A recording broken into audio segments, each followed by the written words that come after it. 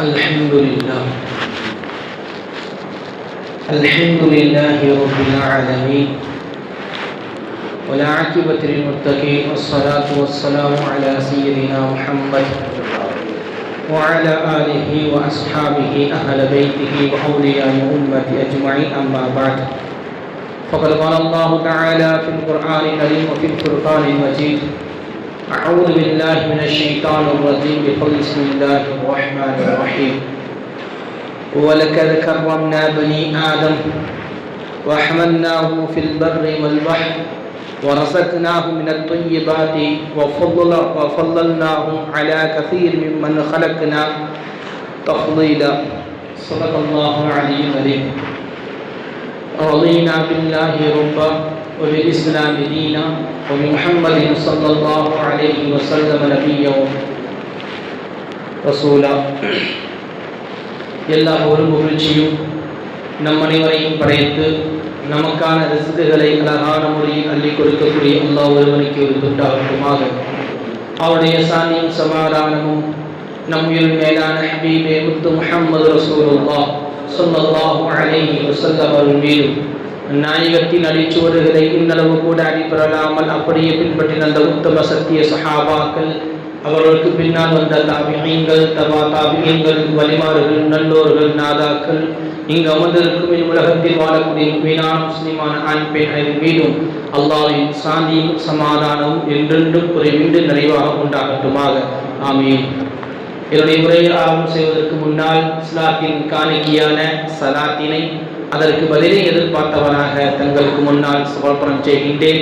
அஸ்ஸலாமு அலைக்கும் வரஹ்மத்துல்லாஹி வபரகாத்துஹு. கண்ணியத்திற்குரியவர்களே, ஓரிரு நாட்களாக நம்முடைய நாட்டில் மிகப்பெரிய ஒரு குழப்பம் ஏற்பட்டு பல பகுதிகள் கலவர பூமியாக காட்சியாகக்கூடிய அளவுக்கு காட்சியாகி கொண்டிருக்கிறது. நம்முடைய இந்தியாவுடைய முதல் சட்டத்துறை அமைச்சர் பாபா சாஹிப் அம்பேத்கர் அவர்களை பற்றி ஒரு இழிவான கருத்துகள் பரப்பப்பட்டதற்கு பின்னால் அதற்கு எதிரான ஆர்ப்பாட்டங்கள், போராட்டங்கள் எல்லா பக்கமும் முடுக்கிவிடப்பட்டுள்ள ஒரு சூழல். ஏன் பாபா சாஹிப் அம்பேத்கரை பற்றி பேச வேண்டும் என்கின்ற பொழுது, இஸ்லாத்தோடு நெருங்கிய நட்பு வட்டாரத்துக்குள் இருந்தவர் பாபா சாஹிப் அம்பேத்கர். வெறும் அரசியல்வாதியாக மட்டுமில்லாமல் இந்த சமூகத்தில் பல அவலங்களை களையெடுத்த பெருமை பாபா சாஹிப் அம்பேத்கர் அவர்களுக்கு சாரும் என்பது நாம் தெரிந்து கொண்ட விஷயம்தான். பாபா சாஹிப் அம்பேத்கர் அவர்களுடைய ஒரு முக்கியமான ஒரு விஷயங்களை நாம் பார்க்க வேண்டும். பாபா சாஹிப் அம்பேத்கர் அவர்களிடம் சென்று ஒரு சில அந்த சாதிய பாகுபாடின் காரணமாக ஒரு சில மக்கள் எல்லாம் சென்று பாபா சாஹிப் அம்பேத்கர் அவரிடம் சென்று கேட்பார்களாம், நாங்கள் மதம் மாறலாம் என்று இருக்கின்றோம், எந்த மதத்திற்கு மாறலாம் என்று கேட்கின்ற பொழுது பாபா சாஹிப் அம்பேத்கர் அவர்கள் கை காட்டிய ஒரு மதம் இஸ்லாமிய மதம். நீங்கள் அங்கு செல்லுங்கள், எந்த பாகுபாடும் இல்லாமல் இருக்கலாம் என்று பல நபர்களுக்கு பாபா சாஹிப் அம்பேத்கர் அவர்கள் இஸ்லாத்தை நோக்கி கை காட்டி இருக்கிறார்கள். அந்த அளவுக்கு இஸ்லாத்தின் மீது அவர்கள் ரொம்ப பற்றுள்ளவர்களாக இருந்திருக்கிறார்கள் பாபா சாஹிப் அம்பேத்கர் அவர்கள்.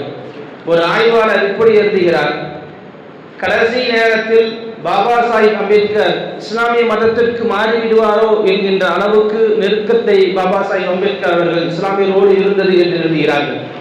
இன்னொரு புத்தகத்திலே பதிவு செய்திருக்கின்றார்கள், ஏன் பாபா சாஹிப் அம்பேத்கர் அவர்களுக்கு இஸ்லாத்தை இவ்வளவு தூரம் பிடிக்குகிறது என்கின்ற பொழுது அந்த வரலாற்று ஆசிரியர் அந்த பாபா சாஹிப் அம்பேத்கர் அவர்களை பற்றி இஸ்லாமியர்களோடு பாபா சாஹிப் அம்பேத்கர் அவருடைய சிறு பக்கங்கள் என்கின்ற புத்தகத்திலே பதிவு செய்திருக்கின்றார்கள்.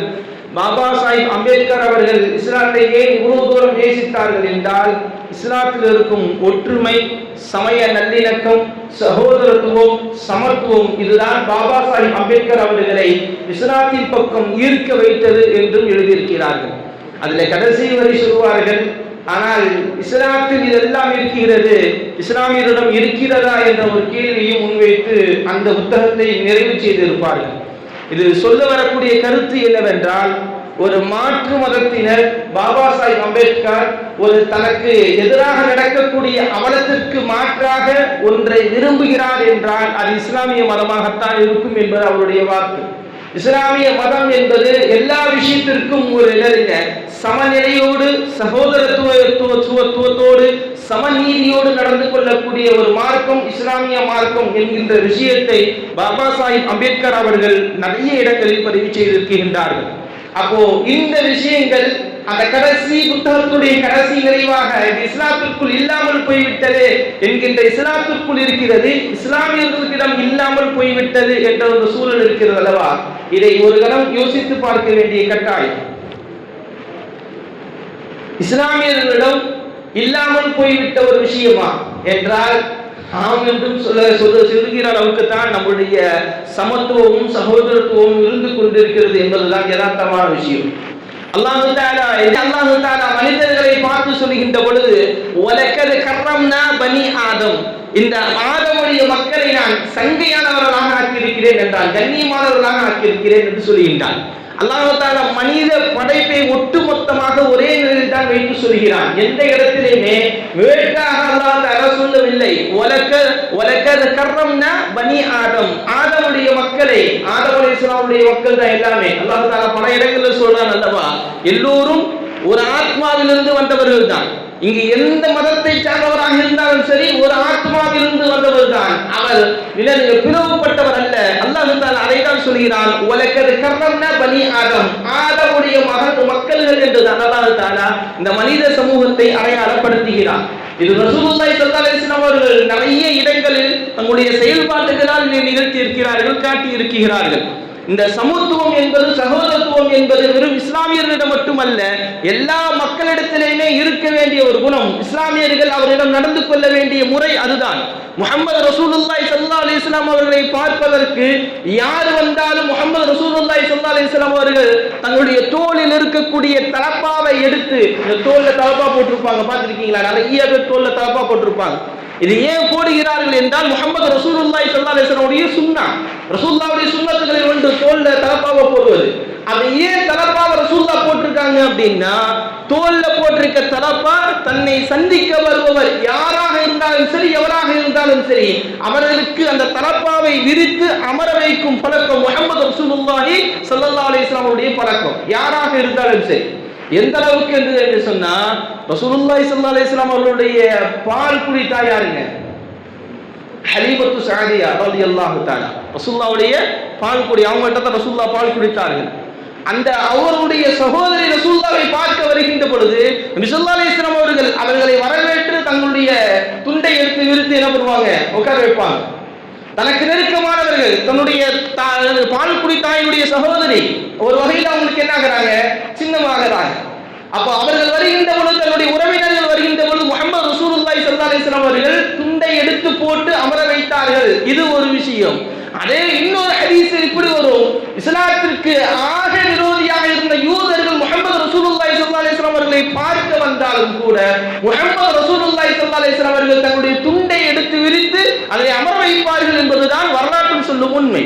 அப்ப சமத்துவத்தையும் சகோதரத்துவத்தையும் யாராக இருந்தாலும் எல்லோரையும் ஒரே நிலையில் வைத்து பார்க்கக்கூடிய அழகு இஸ்லாத்திற்கு மட்டும்தான் உண்டு, வேற எதற்கும் இல்லை என்பதை பாபா சாஹிப் அம்பேத்கர் உறுதியாக நம்பினார்.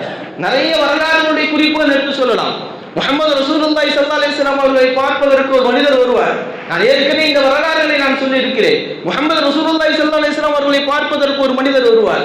முஹம்மது ரசூலுல்லாஹ் அவர்கள் அந்த மனிதர் வந்த பொழுது அவரை வரவேற்று அந்த தங்களுடைய தலப்பாவை கீழே விரித்து அவரை அமர வைப்பார்கள். அதற்கு பின்னால் சில காலங்கள் கடந்தது. அந்த அவர் போகின்ற சில காலங்கள் கடந்ததற்கு பின்னால் முஆவியா ரலியல்லாஹு காலத்தில் அவர் வருவார். வருகின்ற பொழுது முஆவியா ரலியல்லாஹு அவர்கள் நாட்டுடைய ஜனாதிபதியாக இருப்பார்கள். இருக்கின்ற பொழுது முஹம்மது ரசூலுல்லாஹை சந்தித்த அதே நபர் முஆவியா ரலியல்லாஹுடைய காலத்தையும் அவரை பார்க்க வருவார். அரசரை பார்க்க, ஜனாதிபதியை பார்க்க அந்த நபர் வருகின்ற பொழுது முஆவியா ரலியல்லாஹு அவர்களும் அவரை வரவேற்று தங்கள் தோளில் இருந்த துண்டை எடுத்து அமர வைப்பார்கள். ஏன் இந்த இரண்டு வரலாறுகளையும் இங்கு சொல்கிறேன் என்றால், முஹம்மது ரசூலுல்லாஹி ஸல்லல்லாஹு அலைஹி வஸல்லம் அவரிடம் ஒரு அழகான பண்பு இருந்தது. என்ன பண்பு தெரியுங்களா?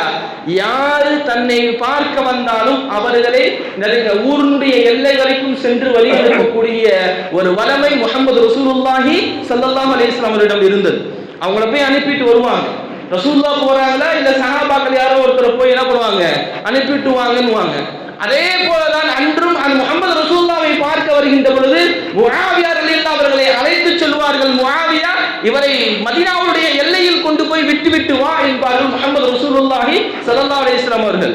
முஆவியா ரலியல்லாஹு அவர்களும் அவர்களை மதீனாவுடைய எல்லைக்கு விட போகின்ற பொழுது கடுமையான வெயிலுடைய நேரம் அது, கடுமையான வெயிலுடைய நேரம் அது. அந்த வெயிலுடைய நேரத்தில் கூட அவரை விடுவதற்கு செல்வார்கள். அந்த மனிதர் ஒட்டகத்திலே இருப்பார், அந்த மனிதர் ஒட்டகத்திலே இருப்பார். முஆவியா ரலியல்லாஹு அவர்கள் நடந்து சென்று எங்க போய் விடுவாங்க, மதீனா வரைக்கும் போவாங்க, மதீனாவுடைய எல்லை வரைக்கும் போவாங்க. காலெல்லாம் கொதிக்கும்.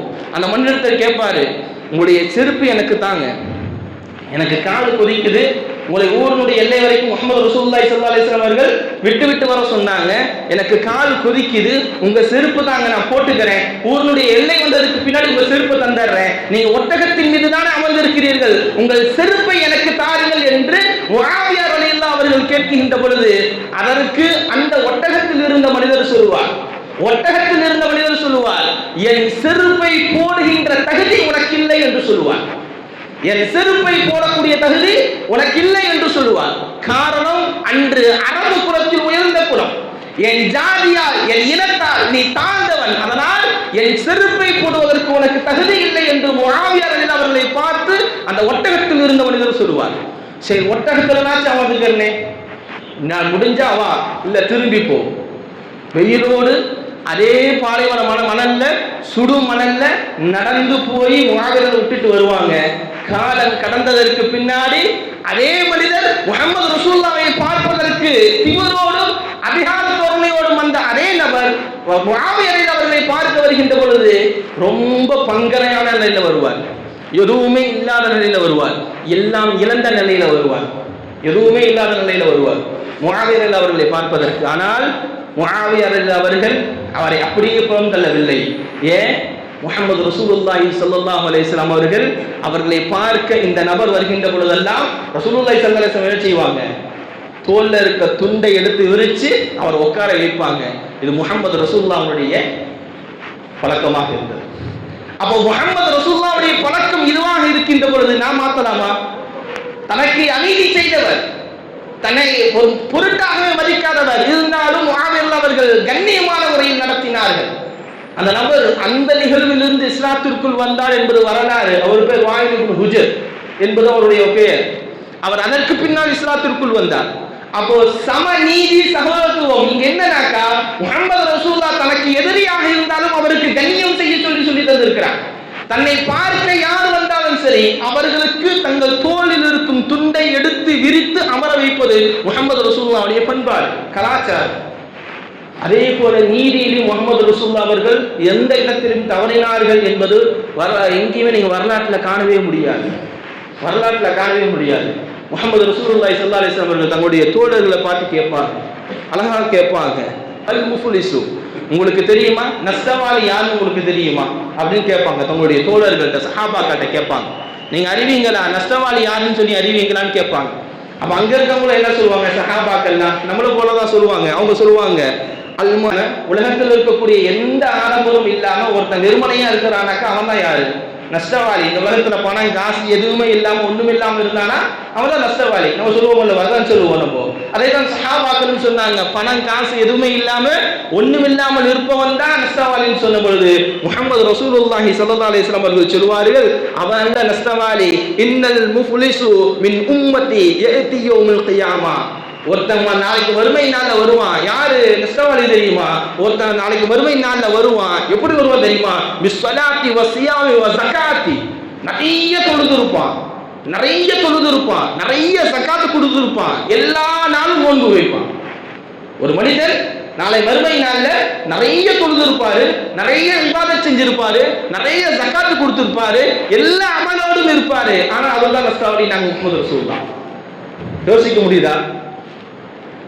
ஏன் தொழுகிறாரு, எல்லா நேரம் தொழுகை தொழுகிறாரு, ஜக்காத்து கொடுக்கிறாரு, அதே போல என்ன பண்றாருங்க, நன்மையான எல்லா காரியம் நோன்பு வைக்கிறாரு, எல்லா நன்மையான காரியமும் செய்கிறாரு. ஆனால் அவர்தான் நஷ்டவாளி என்பதாக முஹம்மது ரசூலுல்லாஹி ஸல்லல்லாஹு அலைஹி வஸல்லம் அவர்கள் சொல்கிறாங்க. சஹாபாக்களுக்கு ஆச்சரியம், சொன்னாங்க ஏன் தெரியுமா, அவர் எல்லாத்தோடு வருவாரு, ஆனால் அவரை அல்லாஹ் அந்த இடத்துல நிப்பாட்டுகின்ற பொழுது சில நிறைய நபர்கள் வந்து சொல்லுவாங்க அவரை பத்தி, என்ன இவர் இட்டு கட்டினாரு. முதல் விஷயம், சில நபர்கள் வந்து சொல்லுவாங்க இவர் என்னை இட்டு கட்டினாரு. இன்னும் ஒரு சில நபர்கள் வந்து சொல்லுவாங்க, முகமது அல்லாஹ்வுடைய சந்ததியில் அந்த மனிதன் நிற்கின்ற பொழுது இவர் என்னை இட்டு கட்டினார், அது மட்டுமல்ல இவர் என்னை ஏசினார் என்று சொல்லுவாங்க. என்னை திட்டினாரு, என்னை அடிச்சாரு, எனக்கு என் மேல தேவையில்லாத விஷயங்களை இட்டு கட்டினாரு, ரத்தத்தை ஓட்டினாரு, கொலை செய்தாரு, அதே போல் அடித்தார், இந்த விஷயம் எல்லாம் இவர் என்னை செய்தாருன்னு சொல்லி ஒவ்வொருத்தரா வந்து சொல்கின்ற பொழுது அவர் செய்த அமல், அவர் தொழுத தொழுகை, அவருடைய ஜக்காத்து, அவருடைய நோன்பு எல்லாத்தையும் அல்லாஹ் பிடிக்கிடுவான். எல்லாத்தையும் பிடிக்கிடுவான். நிறைய நன்மைகளோடு வந்து நிற்பாரு, ஆனா அவர் நஷ்டவாளி. ஏன்? உலகத்தில் வாழக்கூடிய காலங்களில் ஒரு மனிதனை மீது இட்டு கட்டுவது, அவரை பற்றி புறம் பேசுவது, அவரை பற்றி அசிங்கமான முறையில் சித்தரிப்பது, அவரை அடிப்பது, ஒருவரை கொலை செய்வது, ஒருத்தருக்கு அநியாயம் இழைப்பது, இதெல்லாம் செய்ததின் காரணமாக அந்த மனிதரை நாளை மறுமையில் நஷ்டவாளியாக அல்லாஹ் ஆக்கி வைப்பான். நஷ்டவாளியை எப்படின்னாக்கா, அவருடைய நன்மை ஒட்டுமொத்தமாய் புடுங்கி அவர் யார் யாரெல்லாம் அவர் அடித்தாரோ அவருக்கு கொடுத்துருவோம். யார் யாருக்கெல்லாம் துன்பம் இழைத்தாரோ அவர் கொடுத்துருவாரு. யாரை பற்றி புறம் பேசினாரோ அவர் கொடுத்துருவாரு. யாரை பற்றி இல்லாததை இட்டு கட்டினாரோ அவங்களுக்கு கொடுத்துருவாரு. யாரை அடித்தாரோ அந்த மனிதருக்கு கொடுத்துருவாரு. அவருடைய பாவம் எல்லாம் எடுத்து இவருக்கு கொடுத்தவன என்ன ஆயிடும்? ஒட்டுமொத்தமா பாவம் மட்டும்தான் இருக்கும், நன்மையான காரியங்கள் இருக்காது. எல்லா நன்மையான காரியங்களும் பிடுங்கப்பட்டு அவரை நரகத்தில் தள்ளப்படும் என்றார்கள் முஹம்மது ரசூலுல்லாஹி ஸல்லல்லாஹு அலைஹி வஸல்லம். இதுதான் இஸ்லாத்துடைய நீதி, இதுதான் இஸ்லாத்துடைய நீதி. அதை அம்பேத்கர் அவர்கள் விரும்பினார். இஸ்லாத்தில் இருக்கக்கூடிய சகோதரத்துவத்தை மட்டுமல்ல, சமநீதியையும். இன்னொரு விஷயத்தில் எப்படி சொல்வார்கள், இஸ்லாத்தில் இருக்கக்கூடிய அந்த சமநிலை என்பது எது தெரியுமா காண முடியும்? இந்த தொழுகையுடைய சஃப்புகளில் காண முடியும். இந்த தொழுகையினுடைய சஃப்புகளில் காண முடியும் சமநீதியை. எல்லோரும் ஒரே நிலையாக நிற்கக்கூடிய ஒரு நிலை பள்ளிவாசல்ல மட்டும்தான் நிற்க முடியும். யாரா இருந்தாலும் சரி, பெரும் பணக்காரராக இருந்தாலும் சரி, ஆக கீழ்மட்டத்தில் இருக்கக்கூடிய ஒரு ஏழையாக இருந்தாலும் சரி, ஒரே சஃப்புல தோளோடு தோளாக நிற்கக்கூடிய நிலை எங்கு மட்டும்தான் இருக்குங்க, பள்ளிவாசலில் மட்டும்தான் இருக்கு. அதுதான் இஸ்லாத்தில் இருக்கக்கூடிய உயர்தரமான நிலை. இங்க வந்து பார்க்க முடியுங்களா, சஃப்புல நிற்கும் போது நான் தான் நிற்பேன், இந்த இடம் எனக்கான இடம் சொல்ல முடியுமா? யாரும் சொல்ல முடியாது. இங்க நான் உட்காருவேன், இங்கதான் நான் உட்காருவேன் சொல்ல முடியாது. யாரு எங்க வேணா உட்காரலாம், யாராக வேணாலும் இருக்கலாம். எல்லோரும் சஃப்புல ஒரே இதுல நிற்கக்கூடிய நிலை அது பள்ளியில மட்டும்தான் உண்டு. நீங்க காபத்துல்லாவுக்கு சென்று பாருங்கள், அங்குதான் தெரியும். ஏதோ ஒரு நாட்டு கருப்பரும் வருவாரு, ஆக வெள்ளையும் வருவார், எல்லா நாட்டவரும் வருவாங்க. மொழிகள் 1000 மொழிகள் அங்கு பேசப்படும். எல்லா உலகத்தில் இருக்கக்கூடிய அத்தனை மொழிகளும் பேசுபவர்கள் அங்கு இருப்பார்கள். ஒரே சஃபில் காணலாம். சமத்துவத்தோடு சகோதரத்துவத்தோடு இருக்கும் ஒரே மார்க்கம் இஸ்லாம். அதனால் பாபா சாஹிப் அம்பேத்கர் இஸ்லாமியர்களோடு நெருக்கத்தில் இருந்தார். ஆனால் வருத்தம் என்ன, இஸ்லாமியர்கள் அது இல்லாமல் போய் விட்டது என்கின்ற விஷயத்தையும் பதிவு செய்கிறார். இல்ல தொழுகையில இருக்குது, அல்ஹம்துலில்லாஹ், அதை மாற்ற முடியாது, தொழுகையில மாற்ற முடியாது. ஆனா எல்லா நிலையிலும் அதை கொண்டு வர வேண்டும். ஒரு முஃமின் இன்னொரு முஃமினுக்கு சகோதரன், அந்த நிலைக்குள் இருக்க வேண்டும்.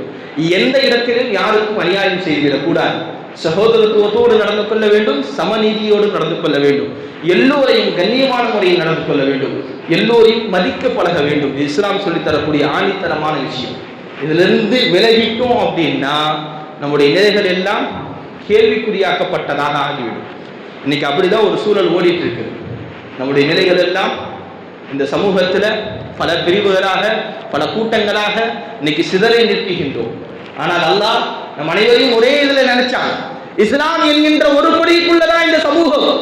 இதுல பல பிரிவுகளாகி இங்கே நான் பெரியவனா நீ பெரியவனா என்கின்ற போட்டி, பொறாமை, இதற்குள் இந்த சமூகம் அகப்பட்டு விட்டது என்பதுதான் யதார்த்த உண்மை.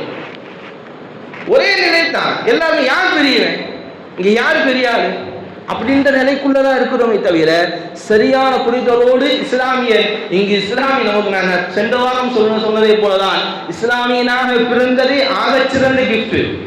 ஆகச்சிறந்த கிஃப்ட் இதுதான். இங்கு இஸ்லாமியராக பிறந்ததே ஆகச்சிறந்த கிஃப்ட் தான். நீங்க இஸ்லாத்திற்குள் வந்தவருடைய வரலாறுகளை நான் நிறைய கதை சொல்லுவேன். இஸ்லாத்திற்குள் வந்தவருடைய வரலாறுகளை நீங்கள் எடுத்து பாருங்க. நீங்கள் சஹாபாக்களுடைய வரலாறை அது எப்படி இஸ்லாத்திற்குள்ள வந்தார்கள் எடுத்து பார்ப்பது இரண்டாம் பட்சம். அதற்கு பின்னால் உண்டான அமெரிக்கா போலும் இந்த மேற்கிந்திய நாடுகளுடைய அந்த இஸ்லாத்திற்குள் வந்திருப்பார் அல்லவா, அவருடைய வரலாறுகளை கொஞ்சம் புரட்டி பாருங்க, எடுத்து பாருங்க. மால்கம் எக்ஸனுடைய வரலாறை எடுத்து படிச்சு பாருங்க. அல்லாஹு அக்பர், அப்படி ஒரு வரலாற்றுக்கு சொந்தக்காரர் அவர். இஸ்லாத்திற்குள் வந்ததனுடைய வரலாறை எடுத்து படிச்சு பாருங்க. எவ்வளவு தூரம் இஸ்லாம் சகோதரத்துவத்தோடு இருந்ததின் காரணமாக எத்தனை பேர், நிறைய பிரபலங்கள், சினிமா பிரபலங்கள், அரசியல் பிரபலங்கள், அதையும் தாண்டி இருக்கக்கூடிய உலகளாவிய அளவில் பெரும் பெரும் புள்ளிகள் எல்லாம் இஸ்லாத்திற்குள் வந்ததற்குண்டான காரணம் இஸ்லாத்தில் இருக்கும் சகோதரத்துவம், சமத்துவம், சமய ஒற்றுமை. இதுதான் இஸ்லாத்திற்குள் அவர்களை கொண்டு வந்தது. இதுதான் உண்மை. நிறைய இடங்கள்ல நான் ஏற்கனவே சொல்லி இருக்கிறேன், பெரியார் அவர்களிடம் சென்று என்னதுங்க நான் எது ஆகணும் அப்படின்னாக்கா இஸ்லாம் மார்க்கம் தான், எல்லா விஷயத்திற்கும் விடுதலை எதுலதான் இருக்குது, இஸ்லாமிய மார்க்கத்தில் மட்டும்தான் இருக்குன்றிருக்கார் பெரியார்.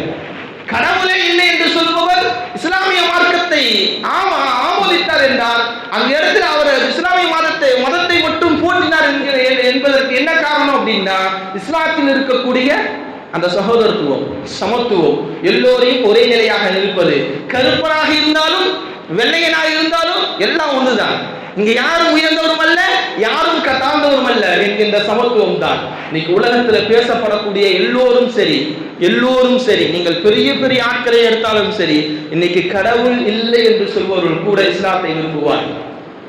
ஆனால் நாம் இஸ்லாமியர்களாக இருக்கிறோம், முஹம்மது ரசூலுல்லாஹை முழுமையாக பின்பற்றுகிறோம், முஹம்மது ரசூலுல்லாஹ் எங்கள் உயிருக்கு மேலானவர் என்று சொல்கின்றோம். ஆனால் முஹம்மது ரசூலுல்லாஹ்வுடைய வழிமுறைகள் நம்முடைய வாழ்க்கைக்குள் கொண்டு வருவது நம்மளுடைய பெரிய கடினமான விஷயமாக இருக்குது. அதை கொஞ்சம் கொண்டு வாங்க, உணர்வுகளை இது பண்ணுங்க, இஸ்லாத்தினுடைய அடிப்படையை விரும்புங்க, இஸ்லாத்தை விரும்புங்க, நேசிங்க, இஸ்லாத்தை நேசிங்க, விரும்புங்க, இஸ்லாத்தை விரும்புங்க. யாரோ ஒருவர் நேசிக்கிறார், அவருக்கு அல்லாஹ் ஹிதாயத் கொடுத்தாரா? இல்ல. ஆனால் இங்கு ஹிதாயத்தோடு அமர்ந்து இருக்கிறோம். ஆனால் இங்கு நேசம் என்பது இல்லை, அங்கு நேசம் இருந்தது, ஹிதாயத் இல்லை. இங்கு ஹிதாயத் உண்டு, நேசம் இல்லை. எவ்வளவு தூரம் இது, எவ்வளவு தூரம் இது இல்லை. ஹிதாயத்தோடு இருக்கிறோம்ல நம்ம, அல்லாஹ் ஹிதாயத்தை கொடுத்திருக்காங்கல்ல, ஏன் இஸ்லாத்தை நேசிக்க மாட்டேன்றோம்? நேசிங்க, இஸ்லாத்தை நேசிங்க, அளவு கடந்து நேசிங்க. இஸ்லாத்தை முழுமையாக நேசித்தால் எந்த மனிதரையும் நம்ம என்ன பண்ண மாட்டாங்க, பட்டம் தட்ட மாட்டோம், யாரையும் நமக்கு கீழேன்னு சொல்லி நம்ம நினைக்க மாட்டோம். எல்லோரும் சரிசமம் என்ற ஒரு உணர்வுக்குள் வருவோம், எல்லோரையும் சமநிலையாக கவனிப்போம், எல்லோருக்கும் நீதியில சரியான முறையில் இருப்போம், நியாயங்கள் சரியான முறையில் பேசுவோம், என்றும் அநீதி யாருக்குமே இழைக்க மாட்டோம், யாருக்குமே துரோகம் செய்ய மாட்டோம், அநீதி செய்ய மாட்டோம். இஸ்லாத்தை நேசித்து பாருங்க, நேசித்து மட்டும் பாருங்க. இஸ்லாத்துடைய மரபுகளை எடுத்து படிச்சு பாருங்க. இந்த சமூகம், இஸ்லாமிய சமூகம் எப்படி கட்டமைக்கப்பட்டது என்கின்ற அடிப்படைகளை எடுத்து படிச்சு பார்த்தாலே சரி, நம்ம எல்லாம் இங்க சரியான மனுஷங்களா இருக்கும். நீங்க ஒரே ஒரு விஷயம் மட்டும், ஒரு சொல்லுவாங்க, முஸ்லீம்கள்ட்ட வியாபாரம் பண்ணலாம் ஏன்னா சுத்தமா இருக்கும்னு சொல்லுவாங்க. எனக்கு தான் தெரிஞ்சு எங்க தாதிமார்களாம் சொல்லியிருக்கிறாங்க, முஸ்லீம்கள்ட்ட வியாபாரம் பண்ணா எப்படி இருக்கும், சுத்தமா இருக்கும்பா, கரெக்டா இருக்கும், ஒருபோது பாய் ஏமாத்த மாட்டான் அப்படின்வாங்க. இன்னைக்கு அந்த நிலை இருக்குதான். எங்க போனது நீதி, எங்க போனது, நம்முடைய நிலைகள் எப்படி மாறி போனது? எவ்வளவு தூரத்திற்கும் இஸ்லாத்தினுடைய விஷயங்களில் மாற்றங்கள் செய்து கொண்டே இருக்கிறோமோ அவ்வளவு தூரத்திற்கும் இஸ்லாமியர்கள் என்கின்ற நம் மீது களங்கம் எல்லாம் விளக்கம் செய்யும். அதுல இருந்து நீக்கணும் அப்படின்னா நம்ம தான் சரியாக்கணும், நம்மள்ட்ட இருக்கக்கூடிய விஷயங்களை சரியாக்கணும். நம்ம இஸ்லாம் சொல்லித்தரக்கூடிய அடிப்படைக்குள் நாம் முதலில் வர வேண்டும், அந்த அடிப்படையோடு நடக்க வேண்டும், அந்த இஸ்லாத்தினுடைய பூங்கோடு நாம் இருக்க வேண்டும். அப்பொழுது இங்கு எல்லாம் சரியாக்கப்படும் நிச்சயமாக, இன்ஷா அல்லாஹ். ஒரு நாள் இறுதி வெற்றி இஸ்லாமியர்கள் தான். இன்னைக்கு என்ன வேலை பேசிக்கலாம் வெளியே, இஸ்லாத்தையே மொத்தமா என்ன பண்ணிக்கிறான், அழிச்சிடலாம் நினைச்சு பேசலாம், சரி, அது ஒருபோதும் சாத்தியமாகாது. இறுதி வெற்றி இஸ்லாமுக்கு தான் இன்ஷா அல்லாஹ். ஆனால் அதற்கு நாம் மாற வேண்டும், நம்முடைய நிலைகளை இஸ்லாத்திற்குள் மாற்ற வேண்டும். இன்னைக்கு உலகத்தோடு நிலையோடு நாம் நம் நிலை அல்ல, இந்த உலகம் என்பது நமக்கானது அல்ல. இந்த உலகம் நமக்கு ஒரு படிப்பு சாலை, அவ்வளவுதான். இங்கு தேர்ச்சி பெற வேண்டும், இது கல்வி சாலை. இங்கு படித்து தேர்ச்சி பெற்றால் உயர்ந்த வறுமை நமக்கு உண்டு என்பதை நினைவில் நிறுத்திக் கொள்ளுங்கள். அல்லாஹு தஆலா சமத்துவத்தோடும் சகோதரத்துவத்தோடும் எல்லா மதத்தையும் எல்லா இனத்தையும் மதித்து வாழக்கூடிய நன்மக்களாக அல்லாஹு தஆலா உங்களையும் என்னையும் ஆக்கி வைப்பானாக. அல்ஹம்துலில்லாஹி ரப்பில் ஆலமீன். அஸ்ஸலாமு அலைக்கும் வரஹ்மத்துல்லாஹி வபரகாத்துஹு.